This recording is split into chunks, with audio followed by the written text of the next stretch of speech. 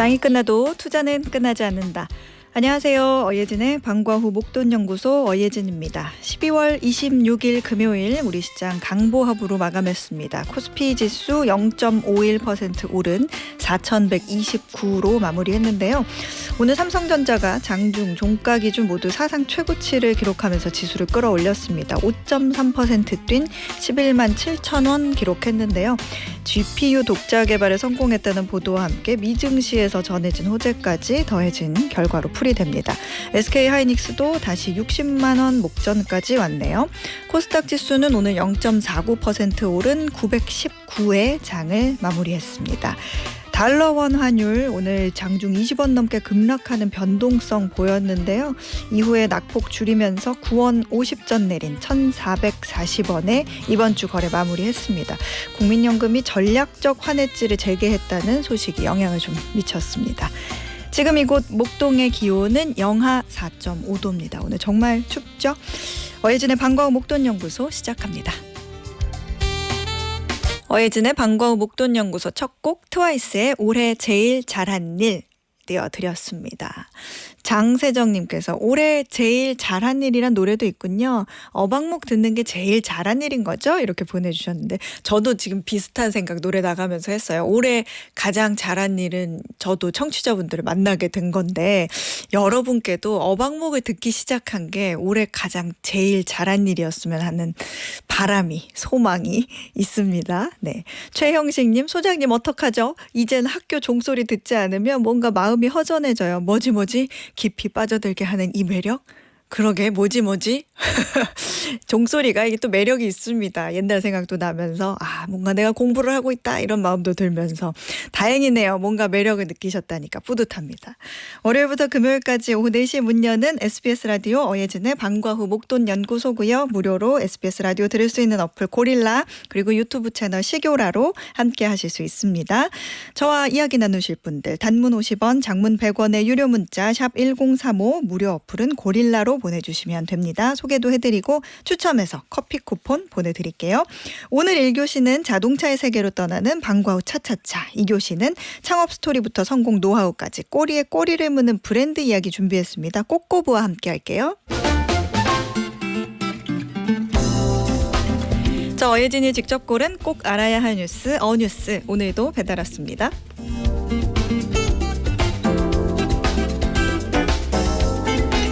길을 가다 모르는 사람이 말을 걸어오면 무슨 생각이 드세요? 도를 아시나요인가? 혹시 흉기라도 꺼내면 어떡하지? 하는 경계심을 갖는 분도 계실 겁니다. 우리는 서로를 얼마나 믿고 살까요? 전 세계 국가별로 타인을 얼마나 신뢰하는지를 보여주는 성적표가 공개됐습니다. 당신은 다른 사람을 믿습니까? 라는 질문에 그렇다고 답한 비율을 비교한 지표죠. 올해 전 세계에서 서로를 가장 신뢰하는 나라는 스웨덴이었습니다. 2위는 네덜란드. 이 두 나라는 10명 중 8명이 대부분의 사람을 믿는다고 답했습니다. 캐나다와 독일도 뒤를 이었는데요. 응답자의 70% 이상이 타인을 신뢰한다고 밝혔습니다. 우리나라는 어떨까요? 62%가 타인을 믿을 수 있다고 답했습니다. 10명 중 절반 정도만 사람을 믿는다고 하는 미국이나 일본보다도 높습니다. 요즘 세상에 믿을 사람 하나 없다 하는 말이 흔한 것에 비하면 의외일 수도 있지만 카페에 노트북과 지갑을 두고 화장실에 다녀와도 큰 걱정이 없는 나라니 또 고개가 끄덕여지기도 합니다. 사람들 간의 신뢰의 쥐수는 단순한 국민성의 차이처럼 보이지만 전문가들은 이 숫자를 내가 안전하다는 믿음으로 해석합니다. 사회 시스템이 투명하고 복지와 법치가 잘 작동하는 나라에서는 사람들을 신뢰하는 비율이 높다는 거죠. 역사적으로 국가 신뢰지수는 스웨덴을 비롯해 덴마크나 노르웨이 같은 북유럽 국가들의 성적이 대체로 좋은데요. 강력한 제도, 낮은 부패, 그리고 탄탄한 사회 안전망이라는 공통점을 갖고 있습니다. 이 해석은 신뢰도 하위 국가를 보면 이해가 더 잘 가는데요. 타인에 대한 신뢰도가 가장 낮은 나라는 튀르키예와 멕시코입니다. 10명 중 8, 9명은 서로 못 믿고 경계를 하죠. 케냐, 브라질, 남아프리카 공화국도 뒤를 잇는데요. 경제적으로 매우 불안정하고 제도가 약한 나라, 공권력이 부패한 나라라는 공통점이 있습니다. 이런 사회에선 남을 믿는 게 곧 위험인 거죠. 경제학에서는 이런 신뢰를 사회적 자본이라고 부릅니다. 신뢰 수준이 높으면 협력이 늘고 공동체 회복력이 커지지만 반대로 낮으면 마찰이 커지고 사회적 긴장이 높아지죠. 사람을 믿는다는 건 사실 낭만이 아니라 그 사회의 제도가 얼마나 제대로 작동하고 있느냐에 대한 성적표라는 점. 이상 뉴스였습니다.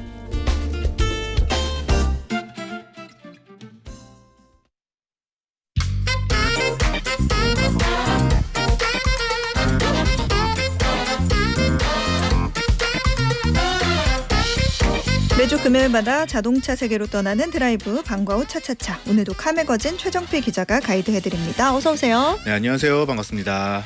오늘이 2025년 네. 올해 마지막 금요일이더라고요. 네, 맞아요.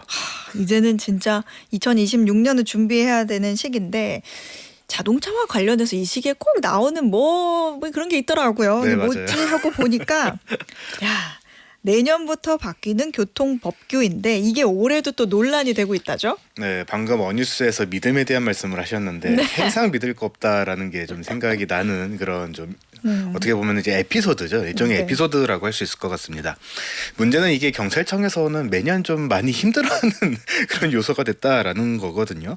이게 도대체 어디서 만드셨는지는 모르겠는데 이미지 파일도 굉장히 정성스럽게 그럴싸하게 잘 만드셔가지고 오. 받아서 보시는 분들이 이거 진짜인가 봐 하고서 좀 많이 믿으시는 그런 좀 모습들이 좀 있습니다. 근데 이게 올해도 좀 그런 것들이 좀 돌아다니고 있던데 네. 연말하고 연초마다 이제 경찰청에서도 이런 관련된 내용들을 가지고 맞다 틀리다를 좀 설명을 해주는 그런 이야기들이 좀 나오고 있어요. 왜냐하면은 이게 실제로 안 바뀌었는데 바뀌었다라고 해서 잘못 알려져갖고 오신고가 들어간다던가 그런 것들이 좀 많이 있다 그럴 수 보니까 있겠네. 네, 경찰청에서도 좀 적극적으로 해명을 하고 계십니다. 저도 주변 분들 통해서 이미 한 10번 가까이 좀 이런 내용들을 받았는데 네. 크게 두 가지 버전으로 좀 올해는 좀 돌아다니고 있더라고요. 그래서 오늘은 이런 것들이 어떤 것들이 잘못된 건지 그 안에 혹시 사실이 있는 건 아닌지 이런 거 한번 준비를 해봤습니다. 저도 그 내용을 봤는데 야 정말 정교하게 잘 만들었더라고요. 그쵸. 진짜 같아요. 근데 그 내용 중에서도 가끔은 좀 진짜 적용이 되면 좋겠다 이런 생각도 드는 내용도 있는가 하면 이거는 무슨 웬 뚱딴지 같은 소리야 이런 생각도 들거든요. 어쨌든 결론적으로 봤을 땐 잘못된 건 잘못된 거니까 하나씩 우리가 짚어주시면 이렇게 좋을 것 같은데 먼저 올해는 어떤 내용들, 어떤 가짜 뉴스들이 있었습니까? 네, 두 가지 버전이 있다고 했는데 두 가지 중에 겹치는 내용들도 좀 있었고 좀 네. 정리를 해보니까 한 10가지 정도 항목이 좀 이제 모여 있더라고요. 일단은 뭐 스쿨존에 대한 규제가 좀 강화가 된다던가 아니면은 전동 킥보드와 관련된 것들이 더 처벌 같은 것들이 더 강화가 된다던가 이런 내용들도 있었고 이제 불법 주정차된 차에서 이제 우리가 전화도 못하는 경우들이 많이 있는데 이런 네. 것들을 지자체에서 연락처를 직접 확인해서 연락을 취해준다 이런 내용들도 좀 같이 들어가 있었습니다. 그리고 이제 이런 것들이 돌게 되면 좀 우리가 같이 생각이 들게 되는 것 중에 하나가 사실이 아니어도 이거는 진짜로 했으면 좋겠다 이런 것들이 있는데 그런 네. 것 중에 하나가 음주운전에 대한 처벌이 강화됐으면 좋겠다가 좀 많거든요. 근데 이번에도 이런 내용들이 좀 같이 들어가 있었고요. 네. 또 이제 고령 운전자에 대한 면허 갱신 기준도 강화해야 될 것 같다 이런 이야기들도 많이 하시는데 그런 이야기들도 좀 같이 들어가 있었습니다. 이제 음주운전에 대한 이야기가 가장 좀 중요하지 않을까 싶어요. 안 그래도 지금 연말이라서 이제 좀 경기가 어렵긴 하지만 그래도 연말 자리 이런 것들이 좀 많이 있으실 텐데 네. 이제 술자리가 아무래도 좀 같이 따라오게 되잖아요. 근데 음주운전은 일단은 뭐 기본적으로 하면 안 되는 겁니다. 그렇긴 하지만 어쩔 수 없이 차를 가져가야 되는 경우들이 생기다 보니까 그런 것들에 대한 좀 연결되어 있는 내용이라고 보시면 될 것 같아요. 네. 일단은 안 가져가거나 대리운전을 하시는 게 맞는데 이제 만약에 이런 것들을 하게 된다면 어떻게 해야 되는가? 일단은 지금 우리나라에서 음주운전과 관련되어 있는 이 처벌에 대한 근거는 도로교통법하고 특정범죄 가중처벌에 대한 법 두 가지로 좀 묶여 있습니다. 네. 이 도로교통법에 따라서 음주운전이 일단은 단속이 된다 이렇게 보시면 되는데 내년부터 좀 개정이 된다고 알려져 있는 내용은 현재의 이제 혈중 알코올 농도 0.03%를 기준으로 단속을 하는 것은 0.02%로 기준을 더 강화를 하고 또 처벌도 강화하겠다라고 이야기를 하고 있습니다. 근데 이게 지금 0.03%라고 하는 현행 단속 기준은 지난 2018년에 한번 개정이 되어 있었던 내용이에요. 우리가 이제 윤창호법이라고 좀 많이 알려져 있는 법안인데 네. 이런 이제 도로교통법이라든가 특정범죄 가중처벌법에 따라서 이미 한번 강화가 된 거였어요. 그 전에는 0.05%였는데 지금 현행 상태인 0.03%로 강화가 된 기준이다. 이렇게 보시는 것이 좋습니다. 지금 돌아다니는 그 내용이 이제 음주운전 처벌 기준이 이렇게 바뀔 수도 있어라는 가짜 뉴스인데 이제 이미 강화된 기준인 0.03%보다 더 낮추겠다라는 게 잘못된 내용이라는 거잖아요. 그렇죠. 네, 어쨌든 음주운전은 뭐 절대 하면 안 되는 거고 한 잔이라도 하실 예정이면 차를 안 가져가시는 게 좋고 어쩔 수 없이 가져갔다고 하면 무조건 대리운전을 해야죠. 딱 그쵸. 그렇게 머리에 탁 박아놓는 게 가장 편하게 살 수 있는 방법이기는 합니다. 마저 얘기 더 해주시죠.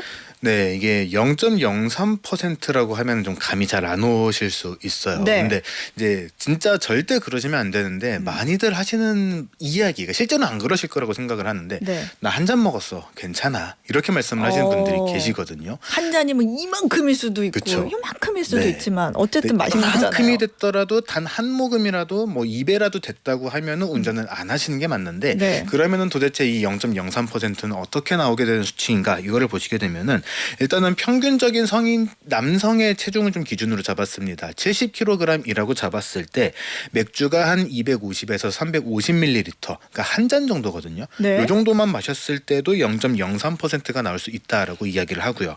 소주 같은 경우에도 50에서 70ml 정도, 그러니까 한 잔 내지 두 잔이 되는데 이렇게만 마셔도 이제 0.03%가 충분히 넘어갈 수 있다고 이야기를 하고 있습니다. 사실 평균이 그렇다는 거지 그쵸. 사람마다 그거는 전혀 다르게 결과가 네. 나올 수 있잖아요. 사람에 대한 체중이라든가 건강 상태라든가 간이 갖고 있는 알코올 이제 해독 능력 같은 것들, 분해 능력 같은 것들이 사람마다 다 다르기 때문에 요거는 말 그대로 평균치에 대한 이제 예시일 뿐이고 단 한 입이라도 입에 대셨다고 한다면은 운전을 안 하시는 게 맞다 이렇게 말씀을 좀 드리고 있습니다. 맞아요. 어떤 분들은 목만 없어져도 취하는 분도 있으니까 맞아요. 이거는 어떤 평균 한 잔 이렇게 생각하면 안 될 것 같아요. 네. 또 눈길이 가는 내용이 이거예요. 불법 주정차된 차의 연락처를 지자체가 확인해서 연락할 수 있게 해준다.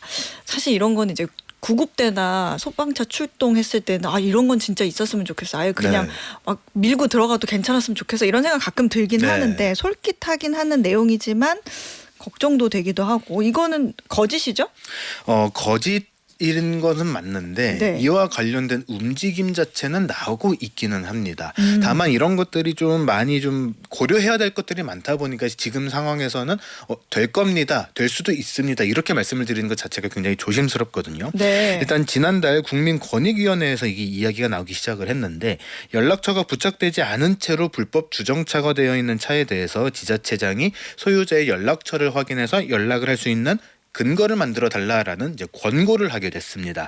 이게 도로교통법과 주차장법에 이제 이런 것들을 근거를 마련을 해달라라고 이야기를 하고 있는 건데 이런 권고가 나오게 된 배경을 보시게 되면요, 이제 불법 주정차된 차를 견인하는 등에 있어서 어쨌든 단속을 한 다음에는 이제 견인을 해야 되고 견인을 해간 차를 보관을 해야 되고 하는 이런 행정 절차상의 이제 내용들이 좀 필요하다 보니까 네. 그런 자원들도 좀 많이 낭비가 되는 것 같은데 그런 것도 좀 줄이고 이런 것들이 사실 시민들도 좀 불편을 많이 겪다 보니까 빨리빨리 조치를 취해줘서 시민들에 대한 불편도 좀 줄여줘야 되지 않겠냐라고 이야기를 하고 있는 겁니다.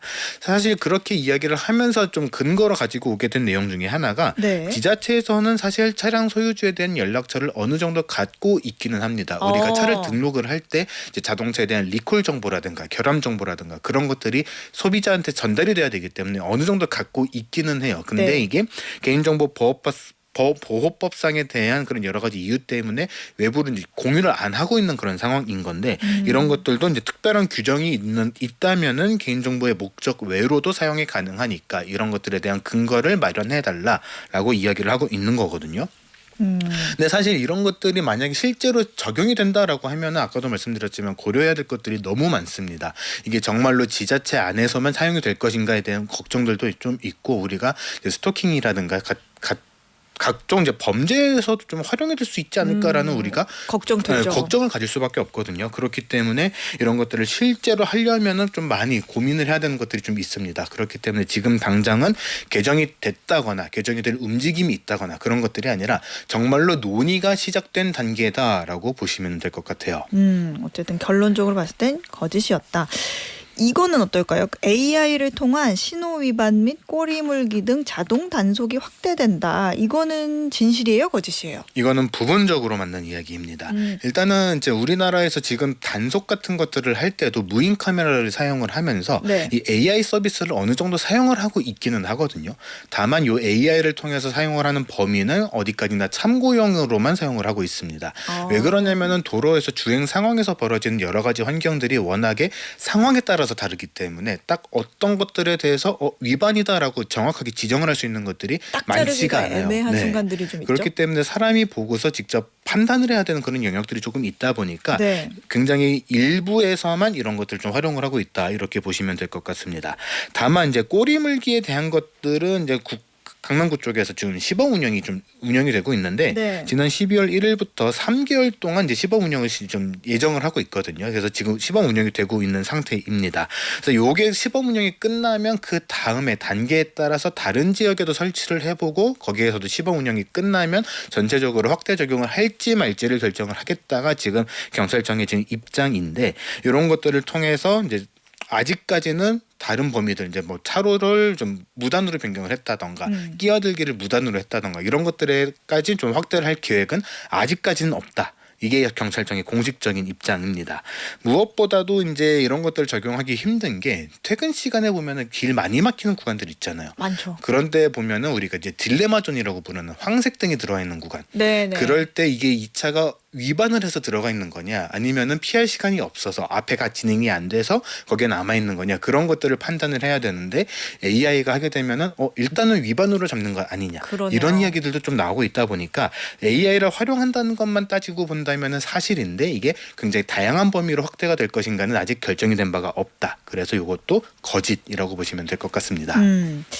개선형 번호판을 장착한다는 내용도 있더라고요. 내구성과 식별성이 개선된 신규 번호판을 내년 11월부터 적용한다 이렇게 되어 있던데 이쯤 되면 이것도 거짓인 거죠?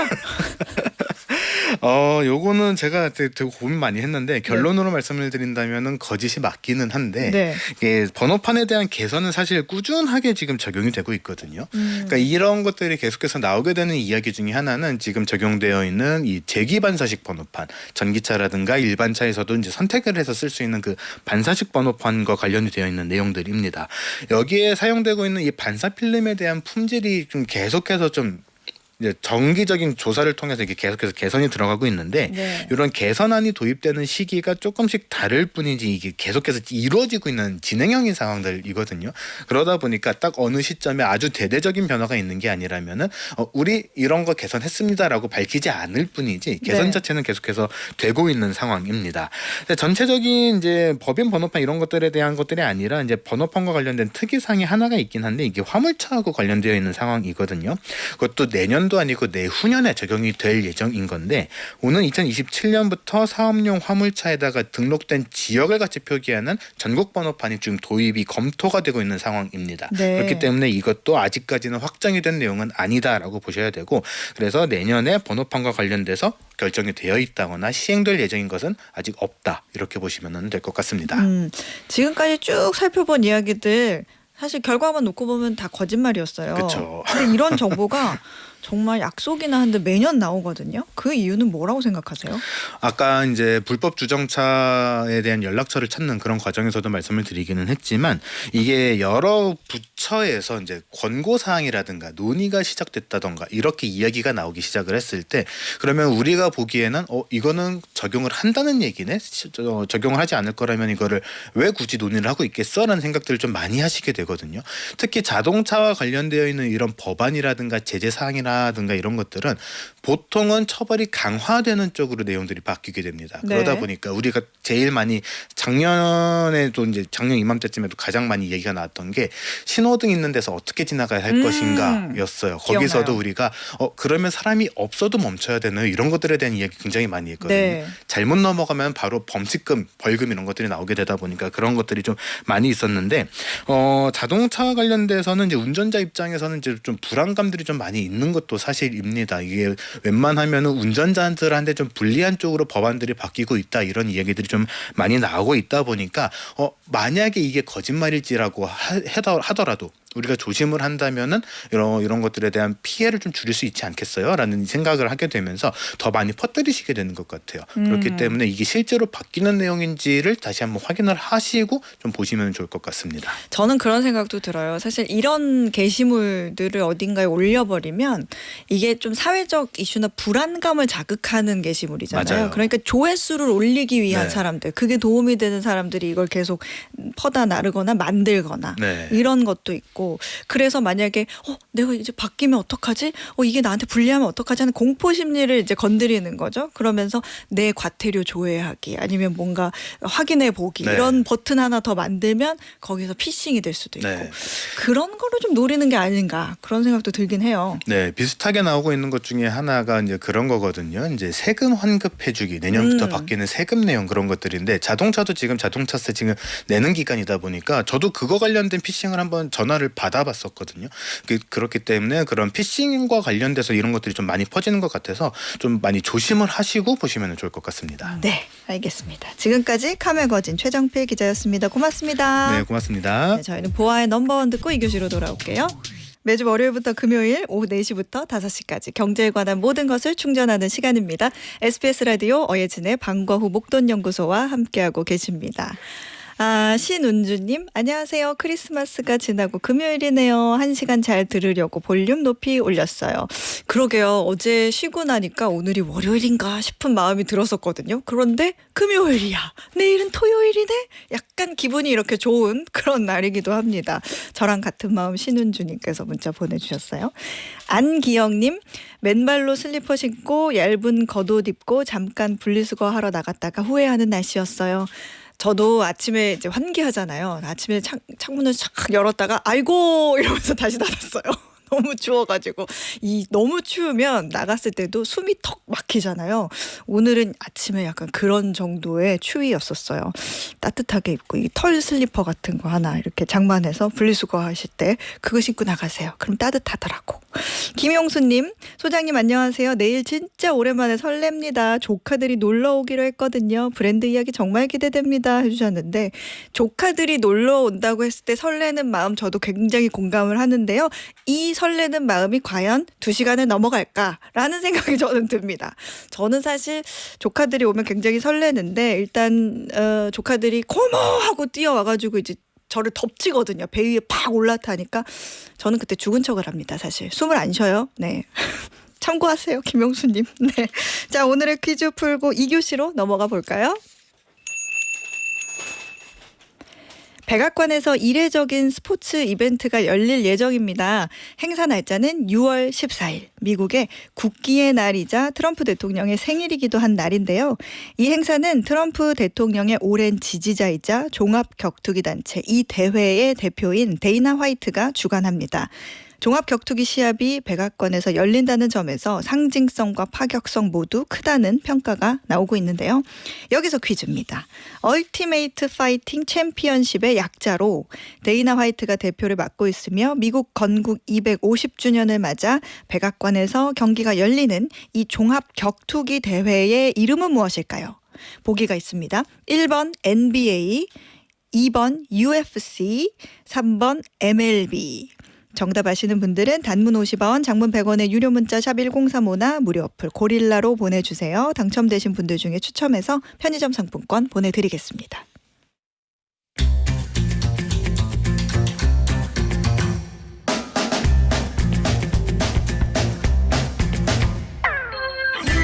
브랜드에 관한 모든 이야기 전하는 꼬리에 꼬리를 무는 브랜드 꼬꼬부 매일경제 추동훈 기자가 소개해드립니다. 어서 오세요. 헤이 헤이 헤이 네, 뭐 하는 거예요? 헤이 모르세요? 헤이? 헤이 뭐예요? 자, 헤이라는 말을 들었을 때 네. 이게 오늘 하늘 브랜드랑 관련이 있다는 걸 이해를 하시면요. 굉장히 천재적인 분이십니다. 자, 헤이라는 말, 요 브랜드 매장에 들어가면 가장 먼저 볼 수 있는 글자고요. 그리고 이 나라 말로 인사를 뜻하는 겁니다. 제가 뭐 삿대질을 하면서 헤이 헤이 한 게 아니고요. 네. 안녕하세요라는 말을 이 나라 말로 한 겁니다. 그렇구나. 전 귀가 잘 안 들리시는 줄 알았어요. 잘 안 들리나?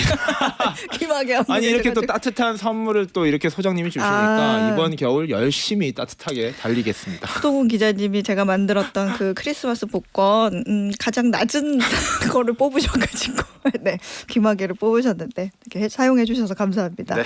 자, 오늘 브랜드 그래서 뭔가요? 자, 헤이 이제 아시는 분은 아실 텐데요. 이 나라 말입니다. 바로 스웨덴 말이고요. 스웨덴 브랜드 하면은 생각나는 거 몇 개 있으실 거예요. 뭐 볼보도 있으실 거고요. 네. 그리고 이 브랜드일 건데 제가 그 브랜드에서 산 거 물건 가져왔어요. 제가 이게 미국에서 산 거고요. 네. 미국에선 이케아라고 안 하더라고요. 아이케아라고 하죠. 아이케아라고 하더라고요. 네. 네. 깜짝 놀랐었는데 이 미국의 아이케아에 가서 제가 미국에 도착하자마자 수저가 없는 거예요. 그래서 가장 먼저 산 것 바로 이 매장에 가서 산 요 수저, 포크 그리고 컵이었습니다. 자, 그러면 이게 무슨 용품 브랜드인가 싶은데 정확하게는 이 브랜드 바로 이케아라는 브랜드고요. 가구로 알려져 있는 생활용품 가게, 이 가게가 어떻게 시작했는지 연말 또 물건을 정리하는 시기지 않습니까? 그 시기에 딱 맞는 브랜드로 가져왔습니다. 사실 그 구매하셨다던 포크, 스푼 이런 거 봤을 때는 이 추동훈 기자님 덩치에 잘 안 어울려서 아이들이 이제 이유식 먹는 숟가락 같기는 한데 사실 이케아 하면 좀 저렴하고 실용적인 가구 이런 게 먼저 떠오르기는 하는데 야, 이 거대한 제국을 만든 창업자 어떤 사람인가요? 자, 창업자 이름부터 말씀드릴게요. 잉바르 캄프라드라는 스웨덴 사람이고요. 스웨덴 남부에 스몰란드라는 농촌 지역이 있습니다. 네. 이곳에 가난한 농가에서 태어난 소년이고요. 1929년 딱 한 100년 전쯤에 태어나신 분이에요. 자, 1920년대 스웨덴 이야기를 잠깐 해야 되는데 지금 알고 있는 복지국가 스웨덴과는 좀 달랐다라고 합니다. 그때만 해도 1차 세계대전이 한창이었었고요. 스웨덴은 중립국으로 직접 참전하지는 않았지만 전쟁으로 인해서 물가 상승이 너무 심했었고요. 실업 문제, 식량난 등 사회 전반적으로 깊은 상처를 가지고 있던 시기였다라고 합니다. 그렇군요. 뭔가 어떤 그런 배경이 그의 사업 철학에도 좀 영향을 미쳤을 것 같은데 고향인 스몰란드 어떤 곳이었어요? 자, 스몰란드, 이 작은 땅 뭐 이런 뜻이겠죠. 말 그대로 돌도 많고요. 네. 척박한 작은 땅이었다고 합니다. 그래서 이 도시 특징은요. 이 지역은 검소함과 근면함이 없으면 안 됐다라는 거예요. 이 척박한 땅에서 살아가려면은 잘 아껴야 되고 근면해야지만 살 수 있다라는 것이고요. 그가 태어난 곳이 바로 이 스몰란드의 농촌 마을 아군나리드 지역에 위치한 가족 농장 이 엘름타리드입니다. 왜 이렇게 발음하나 궁금하실 텐데 조금 이따 알려드릴 거고요. 네. 아군나리드의 엘름타리드라는 농장에서 태어났고요. 이 농장은 마을과 분리된 공간이 아니라 일과 생활, 생산과 공동체가 맞물려서 돌아가는 하나의 세계였다라고 하고요. 스웨덴 남부에서 이 버티는 법을 먼저 배우는 문화에서 태어난 것. 그게 어찌 보면은 이 이케아라는 브랜드 탄생의 큰 배경이라고도 불리고요. 이 지역에 오래된 격언이 있습니다. 네. 쓸 수 있는 것은 버리지 않는다라고 하고요. 이게 바로 이케아의 비곤식 사원이다라고 합니다. 그렇군요. 뭔가 그런 환경 덕분인지 잉바르 캄프라드라는 사람이 어린 시절부터 좀 남다른 장사 수완을 보이면서 장사를 시작했다 이런 얘기가 있더라고요. 약간 천재 장사꾼이었던 것 같습니다. 6살 때부터 성냥 같은 걸 팔아봤다라고 해요. 우리 아들이 저희 딸이 지금 6살인데 네. 뭘 사 먹기도 하는데 뭘 팔았다니 좀 충격적이긴 한데 어떻게 사서 어떻게 팔까를 생각해봤었고요. 진짜인지 모르겠습니다. 저도 조사를 하면서 알게 된 건데 네. 이웃 도시에서 대량으로 사와서 한 값씩 성냥을 팔면은 이익이 남는다라는 근본적인 원리를 깨우쳤다라고 하는데 이 박리담의 원리를 6살 때 깨우쳤다. 장사 천재인가 아닌가 싶기도 하고요. 10살 때도 뭘 팔았다라고 해요. 사실 워런 버핏도 뭐 6살 때 뭐 팔았다라고 하니까 가능할 것 같은데 네. 10살 무렵엔 친구들한테 연필을 팔았고요. 요거만 판 게 아닙니다. 만년필을 같이 팔았는데 어른들은 만년필을 어린애들은 연필을 그러니까 연령대별로 타겟팅하는 것도 10살 때 배웠다라고 합니다. 굉장히 오호. 천재죠. 그렇군요.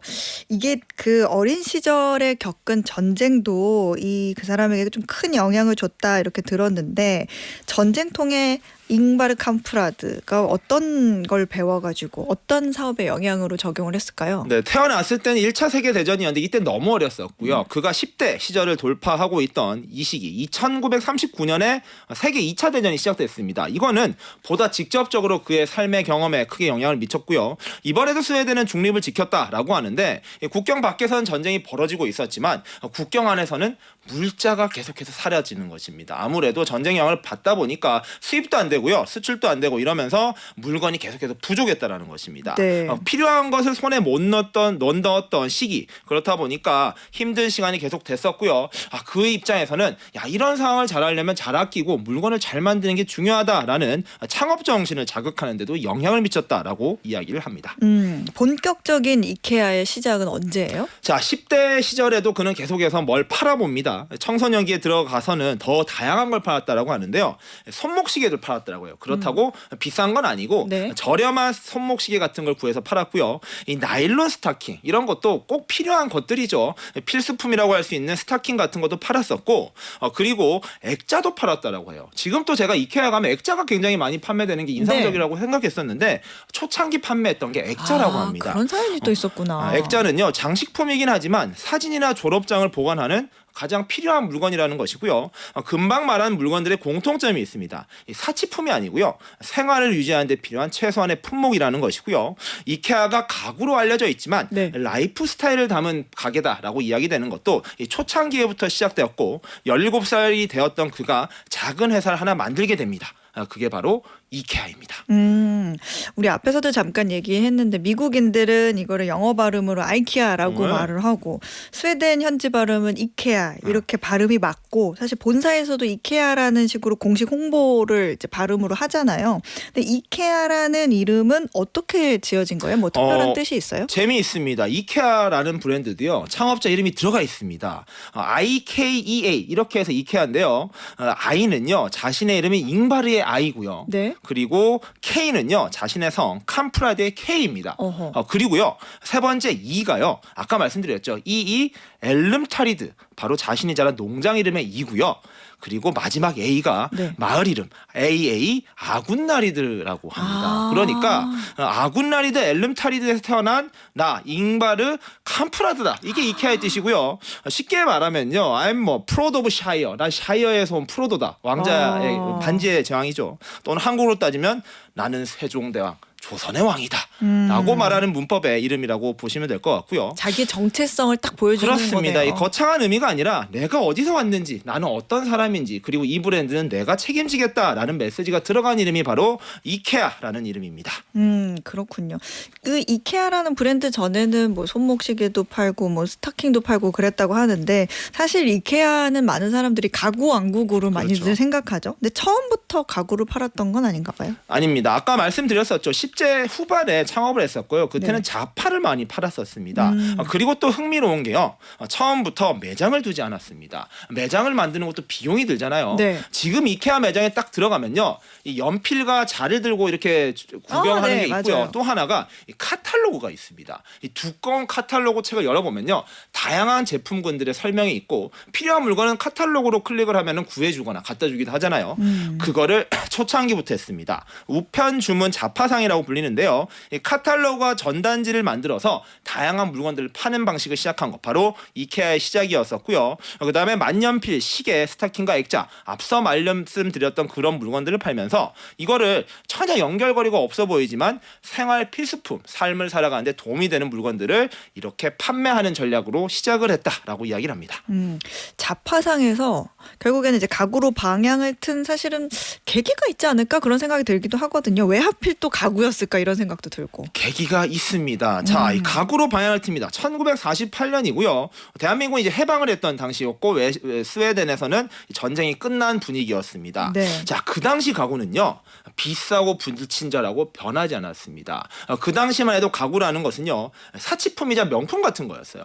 내가 필요한 가구를 주문을 하면은 거기에 맞춤 제작을 해서 파는 거였고요. 그렇다 보니 누구나 사는 생활 필수품보다는 사치품의 개념에 가까웠던 것입니다. 그랬군요. 캄프라드는 이게 좀 이상하다라고 생각을 한 거예요. 가구라는 것이 어찌 보면 필수품이 돼야지 이게 왜 사치품이 되냐라고 했었고요.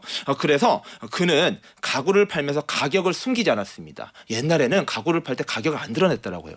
부르는 게 값이다라고 할 만큼 맞춤이니까 비쌌는데 가구의 정가를 책정을 했었고요. 이게 금기를 깬 것으로 풀이가 됐습니다. 이 가구는 옛날만 해도 비쌀수록 품질이 좋다라는 암묵적 합의가 있었는데 이것을 공개적으로 흔든 사람이 바로 이 사람입니다. 이케아입니다. 야, 가격을 이제 파괴하고 그 업계에 들어왔으니 기존의 가구 업계 반발이 엄청났을 것 같은데요. 엄청나지 않았겠습니까? 네. 원래 이 기존에 하던 전통분들 레거시가 깨는 게 쉽지 않지 않습니까? 1950년대 초 스웨덴의 가구협회는요, 이 공급업자들에게 야 이케아랑 거래하지 마라고 협박을 했습니다. 각종 가구 전시회에서도요, 이케아 너희는 못 와. 이렇게 막았었고요. 사실상 보이콧을 해버리면서 이케아는 주문을 넣을 공장도 잃었고요. 회사가 여러 번 도산 직전까지 물러갔다라고 하는데요. 근데 캄프라드는 물러서지 않았습니다. 방식을 바꿔서 이 문제를 해결해 나갔는데요. 가장 먼저 디자인입니다. 디자인. 이케아 가구 생각해 보시면은 굉장히 심플해요. 맞아요. 그리고 단조로워요. 직선이 많아요. 그게 뭐냐면은 디자이너의 여러 가지가 들어가기보다는 단순화하고 이것을 실용적으로 만드는 것. 이게 가장 돈을 아끼는 비용이다라는 것이고요. 그렇게 가구는 단순해졌고 생산은 쉬워졌고요. 대량 생산과 표준화를 도입했습니다. 많이 만들어야 싸게 팔 수 있다라는 것이고, 마지막으로 결정적으로 공급망을 스웨덴에서 동유럽 국가인 덴마크, 폴란드로 넓혀갔는데요. 실력은 있는데 노동력이 낮았던 사람들을 이용해서 가격을 낮추고, 이것은 지금 글로벌 소싱이라고 하죠. 이런 네. 방식으로 바꾸는 것. 이게 바로 이케아가 이 위기를 돌파하는 기회였습니다. 위기를 기회로 바꾼다. 여기서 이케아의 그 유명한 혁신이 나오는 거군요. 그렇습니다. 혁신이 나오기 시작합니다. 결정적 전환점이 시작된다라고 보시면 될 것 같은데요. 네. 또 한 몇 년이 흐른 1956년 가구도 이제 제법 팔고 자리도 잡았습니다. 그런데 한 직원이 자신들의 이케아 다리를 떼어서 트럭에 넣는 걸 봤어요. 그 순간 캠프라드는 아차 싶은 겁니다. 네. 테이블에서나 전략 회의에서 나온 적이 없었던 이야기인데 운반하는 다리를 보는데 야 다리를 저렇게 빼서 집어넣는 거 저기에서 딱 아이디어를 얻은 거예요. 그렇게 탄생한 것이 바로 플랫팩입니다. 플랫팩. 플랫팩. 이케아 가보시면요 모든 가구들이 이렇게 날씬하게 접혀져 있지 않습니까? 맞아요. 납작하게 그냥. 그렇기 때문에 가져가기도 쉽고요. 여러 가지 효율적인 것이 생기는 것인데요. 기업 입장에서 운송과 보관 비용을 획기적으로 낮출 수 있었습니다. 다만 소비자가 불편해지는 게 하나 있죠. 바로 조립을 직접 해야 된다는 것인데 네. 소비자 입장에서도 이걸 쉽게 가져갈 수 있다까지는 좋은 것이고 그로 인해서 운송 비용을 아끼는 것인데 이를 통해서 여러 가지 혁신들이 이루어지게 됩니다. 단순히 이제 배송하기 편한 걸 넘어서 이 플랫팩이 소비자한테 준 뭐 진짜 가치랄까? 뭐 소비자를 진짜 바꾼 건 또 뭐가 있을까요? 그렇습니다. 이 가구는요 기존까지만 해도 그냥 사는 것이었는데요. 지금 이 이케아가 도입한 시스템은 가구를 완성하는 경험, 내가 만든다는 경험을 줬다라는 게 큰 의미가 있다라는 것인데요. 이 새로운 구조의 변화가 소비자 입장에서는 수동적인 구매자에서 능동적인 참여자로 바꿔놨다. 이게 바로 플랫팩의 핵심이라는 것이고 내가 만든 것을 소유한다라는 감각을 준다는 게 굉장히 큰 변화라고 이야기를 하고 있습니다. 그렇군요. 이케아 매장도 사실 굉장히 독특하잖아요. 이렇게 미로처럼 돼 있어가지고 그렇습니다. 네. 사실 조금 생각해보고 사야겠다 이러고 지나가면 다시 돌아가서 찾고 또 계산하러 가는 길이 사실 산만리는 되는 기분이긴 해요. 근데 지금의 쇼룸 형태 이거는 어떻게 탄생하게 된 거예요? 그렇습니다. 이게 어찌 보면 이케아의 효율적인 아주 전략이라고 보시면 될 것 같은데 한 번 들어가면 빠져나오기 힘듭니다. 네. 그러니까 그렇기 때문에 많은 걸 살 수 있게 하는 것도 있을 거고요. 이 쇼룸이라는 것은 앞서 말씀드린 대로 이게 단순히 가구를 파거나 물건을 파는 게 아니라 라이프 스타일을 파는 것이다라는 접근이라고 보시면 될 것 같고요. 단순히 물건만 팔지 않고 여러 가지 생활 상황을 만들어 보는 것, 생활 단위로 제한하는 것이 바로 이케아의 글로벌 확장에 큰 힘이 되었다라고 이야기가 되고 있습니다. 사치가 아니라 생활을 유지하기 위한 최소한의 품목을 사는 것, 이게 바로 이케아의 쇼룸의 특징이라고 보시면 될 것 같네요. 스웨덴 시골에서 시작해서 전 세계로 뻗어나가는 과정 이건 어땠어요? 네, 1970년대부터 80년대 해외 진출로 확대가 됐습니다. 그 전까지는 스웨덴에서 이름을 알렸었고요. 북미로 확장했습니다. 역시나 최대 소비 시장이자 북미는요. 이러한 이케아 문화가 너무나 적합한 곳이었습니다. 이사도 정말 많이 다니고요. 그렇다 보니까 많은 사람들이 이케아의 매력에 푹 빠졌습니다. 그렇게 전 세계로 확장이 됐었고요. 한국은 좀 늦게 들어왔습니다. 2014년 광명점이 최초고요. 네. 지금은 여러 매장이 있는데 여러 이야기가 있긴 합니다. 하지만 이케아의 이러한 철학들은 여전히 전 세계 세계에 영향을 미치고 있습니다. 이렇게 거대한 기업이면 사실 주식시장에 진작에 상장했을 법한데 이케아가 아직도 비상장 기업이라면서요. 그렇습니다. 아니 왜 그러는 거예요? 자, 이게 참 의미 있는 부분인데요. 네. 그는요, 이 앙바르 캄프라드는 상속보다는 기업이 가족의 자산이 되는 순간 문제가 될 것이다라는 우려를 했었습니다. 그러면은 지금까지 유지해왔던 시스템이 무너진다라는 것이고요. 특히 상장이라는 걸 하면요, 자본시장이 단순히 지켜보지만 않지 않습니까? 수익을 내길 원하기 때문에 그 부분이 있을 경우에 우리들이 가지고 있는 철학, 싸게 품질 좋은 물건들을 주는 것에 대해서 한계가 있을 것이다라는 생각을 했었고요. 그로 인해서 그는 굉장히 상속 구조를 복잡하게 만들었고요. 그리고 지금까지도 비상장 기업을 남아있게 되도록 했습니다. 그렇군요. 야, 성냥을 팔던 소년이 만든 가구 왕국 이케아가 오늘 우리에게 주는 교훈 무엇일까요? 자, 캄프라드는 2018년 91세 나이로 생을 마감했습니다. 그는 끝까지 이코노미석을 탔고요. 오래된 차를 몰았으며 자신을 세계적인 기업가보다는 시골 장사꾼이라고 이야기해 주길 좋아했습니다. 연말에 이케아가 어울리는 이유는요, 이 브랜드의 화려한 성공담이라기보다는 이 버텨낸 삶의 기록이기 때문에 더 의미가 있는 것 같고요. 완벽하지 않아도 괜찮고 직접 조립하면 된다라는 메시지. 이거는 어쩌면 가구뿐만 아니라 이 삶을 살아가는 방식에도 적용되는 이야기라는 생각이 듭니다. 차가운 공기가 지금 감도는 겨울이잖아요. 네. 연말에 방을 한번 둘러보면서 무엇을 정리할까 생각도 해보시고, 이 모든 게 갖춰지지 않아도 괜찮다는 거, 이런 지금의 삶을 그대로 한 번쯤 바라보기, 좋은 계절이 지금이 아닌가 싶습니다. 전희경님께서도 저는 이케아를 한 번도 안 가봤는데 이런 내용을 듣고 보면 생각하면서 쇼핑할 것 같아요. 참 대단하신 분이네요. 이런 메시지 주셨습니다. 저도 알고 다시 가면 또 새로운 기분 들 것 같아요. 지금까지 매일경제신문 추동훈 기자였습니다. 고맙습니다. 네, 감사합니다.